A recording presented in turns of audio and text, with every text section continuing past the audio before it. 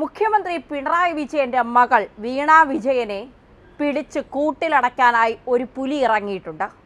അതായത് മുഖ്യമന്ത്രി പിണറായി വിജയന്റെ മകൾ വീണ വിജയന്റെ വിചാരം തൻ്റെ അച്ഛൻ മുഖ്യമന്ത്രി ആയതുകൊണ്ടും ഭർത്താവ് പൊതുമരാമത്ത് വകുപ്പ് മന്ത്രി ആയതുകൊണ്ടും താൻ എന്ത് സാമ്പത്തിക ക്രമക്കേടുകൾ നടത്തിയാലും ആരിൽ നിന്നൊക്കെ പണം വാങ്ങിയാലും തന്നെ ആരും ചോദ്യം ചെയ്യില്ല, തനിക്കെതിരെ ആരും ഒരു ചെറു വിരൽ പോലും അനക്കില്ല എന്നുള്ള അഹങ്കാരവും ധാർഷ്ട്യവുമാണ് വീണ വിജയന്. പക്ഷേ വീണ വിജയൻ ചെയ്ത ഓരോ ക്രമക്കേടുകളും ഓരോ സാമ്പത്തിക ഇടപാടുകളും അക്കമിട്ടെണ്ണി പുറത്തു കൊണ്ടുവരാനാണ് SFIO രംഗത്തിറങ്ങിയിരിക്കുന്നത്.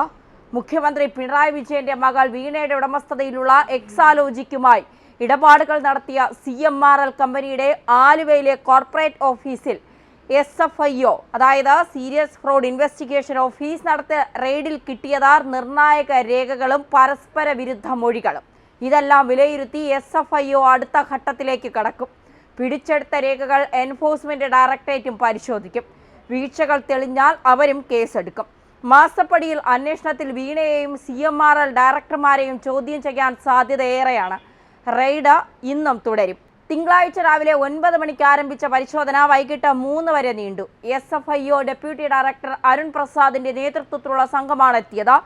പരിശോധന സമയത്ത് ജീവനക്കാർക്ക് ഫോൺ ഉപയോഗിക്കുന്നതിൽ വിലക്കേർപ്പെടുത്തി. വീണയുടെ കമ്പനിയുമായി നടത്തിയ പണമിടപാട് സംബന്ധിച്ച ജീവനക്കാരുടെ മൊഴിയെടുത്തു. രേഖകളും ശേഖരിച്ചതായാണ് വിവരം.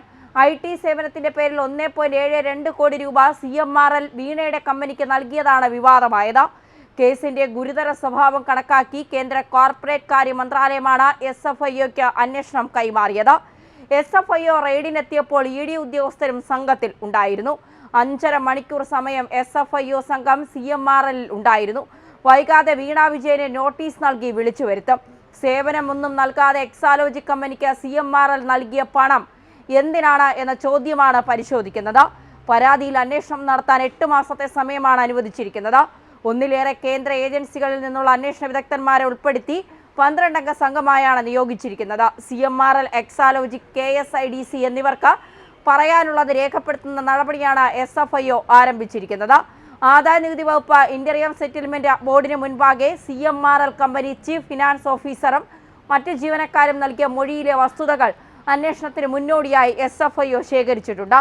ഇതിന്റെ അടിസ്ഥാനത്തിലുള്ള പ്രാഥമിക പരിശോധന കമ്പനിയുടെ ആലുവയിലുള്ള അഡ്മിനിസ്ട്രേറ്റീവ് ഓഫീസ്, മുപ്പത്തടത്തെ ഫാക്ടറി എന്നിവിടങ്ങളിൽ ഇന്നലെ തുടങ്ങി. CMRL ഉടമ കർത്തയെയും ചോദ്യം ചെയ്യും. എല്ലാ വശങ്ങളും പരിശോധിച്ച ശേഷമേ അറസ്റ്റിലേക്ക് കടക്കൂ.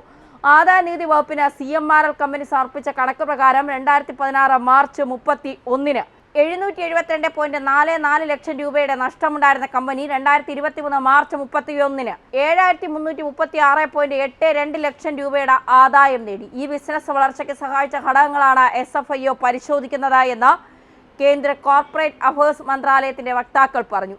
CMRLലെ റെയ്ഡ് അതിനിർണായകമാണ്. സംസ്ഥാന സർക്കാർ ഭരണ തണലിലാണ് ഈ നേട്ടങ്ങൾ കർത്തയുടെ കമ്പനി ഉണ്ടാക്കിയത് എന്നാണ് വിലയിരുത്തൽ. കോർപ്പറേറ്റ് അഫയേഴ്സ് മന്ത്രാലയത്തിന്റെ ബംഗളൂരു, ചെന്നൈ റീജിയണൽ ഓഫീസുകളാണ് കേസ് ഇതുവരെ അന്വേഷിച്ചിരുന്നത്. ഇവരുടെ ശുപാർശയുടെ അടിസ്ഥാനത്തിലാണ് അന്വേഷണം SFIOയ്ക്ക് കൈമാറിയത്.